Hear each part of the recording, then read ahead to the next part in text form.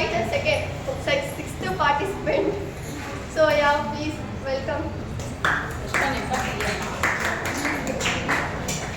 नहीं अच्छी तरह से बोलना स्टेज पर नहीं हंसना. అందరికీ నమస్కారం. నా పేరు సవిత. నేను శ్రీమతి కొట్టమాణిక్యమ్మ కాలేజీలో చదువుతున్నాను. నేను ఇవాళ సుస్థిరాభివృద్ధిపై ఉపన్యాసం ఇవ్వబోతున్నాను. సౌర కుటుంబంలోని అన్ని గ్రహాలలో దేనికి లేని అనుకూలత మన ఈ భూగ్రహానికి ఉంది.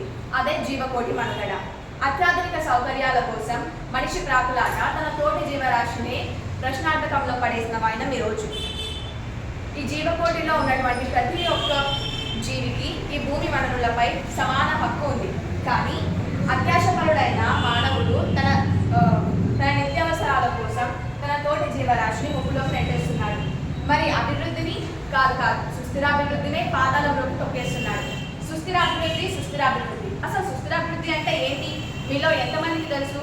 సుస్థిరాభివృద్ధి అంటే మన తోటి వనరులను, మన సహజ వనరులను మన అభివృద్ధికై వాడుతూ మన నెక్స్ట్ తరాలకు కూడా అందించడాన్నే సుస్థిరాభివృద్ధి అని అంటాం. మరి మన సహజ వనరులను సుస్థిరాభివృద్ధికై కాకుండా అత్యంత అత్యాశగా వినియోగించడం వలన ఏం జరుగుతుంది? ఆ విషయం గురించి మాట్లాడుకుందాం. ఈ సుస్థిరాభివృద్ధికే కాకుండా మన సహజ వనరులను అత్యాశగా వినియోగించడం వలన భూమి కాలుష్యం, నీటి కాలుష్యం, వాయు కాలుష్యం ఒకటా రెండా చెప్తూ పోతే మహాభారతాన్నే మించిపోయేంత పెద్ద గ్రంథం అవుతుంది మన ఈ మానవ చేష్టలు. మన ఈ చర్యల వలన ఎన్నో కాలుష్యాలను ఎదుర్కోబోతున్నాం.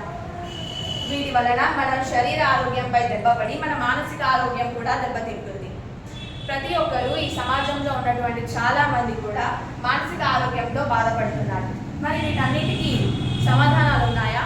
ప్రతి సమస్యకు పరిష్కారం ఉన్నట్టు ఈ సమస్యలన్నిటికీ కూడా చాలా పరిష్కారాలు ఉన్నాయి. వాటి గురించి మనం ఇప్పుడు మాట్లాడుకుందాం. రోజుకి 10 నుంచి 15 నిమిషాల వలన ధ్యానం చేయడంతో మనకు ఉన్నటువంటి హడావిడి, యాంగ్జైటీ, స్ట్రెస్, స్ట్రెయిన్ ఇవన్నిటిని కూడా తగ్గించుకోవచ్చు. ఆలోచింపచేసే మేధాశక్తి కూడా పెరుగుతుంది. మరియు ఎటువంటి వయసుతో సంబంధం లేకుండా, ఎటువంటి ఖర్చు లేకుండా చిన్న నుంచి పెద్ద వరకు ప్రతి ఒక్కరూ రోజుకు 10 నుంచి 15 నిమిషాలు ధ్యానం చేయడం వల్ల ఎన్నో లాభాలను పొందుతాం. మరి ఈ ధ్యానాన్ని ఎంతమంది పాటిస్తారో, ఎంతమంది పాటించరో మీకే వదిలేస్తున్నాను. మన మానసిక ఆరోగ్యం అంటే సరే, మరి మన శారీరక ఆరోగ్యం గురించి మన నిత్య జీవితంలో ఎన్నో వాతావరణ కాలుష్యాలను ఎదుర్కొంటున్నాం. మరి వీటన్నిటిని ఎలా అరికట్టాలి? వాటన్నిటికీ ఒకే ఒక సమాధానం, మన భూమి పైన పచ్చదనాన్ని ఏర్పాటు చేయడం. మరి ఎలా? మన అవసరానికి ఒక చెట్టును నరికితే దాని స్థానంలో కనీసం 2 చెట్లైనా నాటాలి. వాహనాలను ఎక్కువగా వినియోగించకూడదు. అత్యాశగా పరిశ్రమలను స్థాపించకూడదు.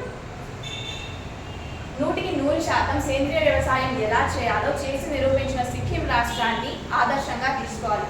మరియు సుస్థిరాభివృద్ధికై పాటుపడుతూ ప్రపంచవ్యాప్తంగా మొట్టమొదటి స్థానంలో నిలిచిన ఫిన్లాండ్ని ఆదర్శంగా తీసుకోవాలి.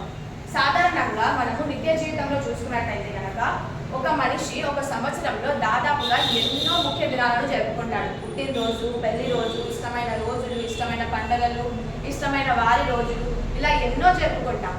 మరి ఆ వ్యక్తి ఒక సంవత్సరంలో ఒక్కొక్క ముఖ్య దినానికి ఒక్కొక్క చెట్టును నాటినట్టయితే కనుక సుమారుగా ఒక మనిషి ఒక సంవత్సరంలో 10 చెట్లను నాటగలడు.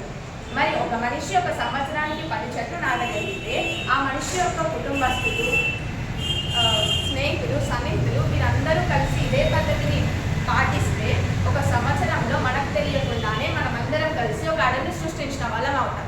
ఆలోచించండి. నా ఈ సలహాలన్నీ కూడా సుస్థిరాభివృద్ధికై పాటుపడతాయని భావిస్తూ ప్రకృతి రక్షణానికై పూనుకుందాం, సుస్థిరాభివృద్ధికై పయనిద్దాం. కృతజ్ఞతలు.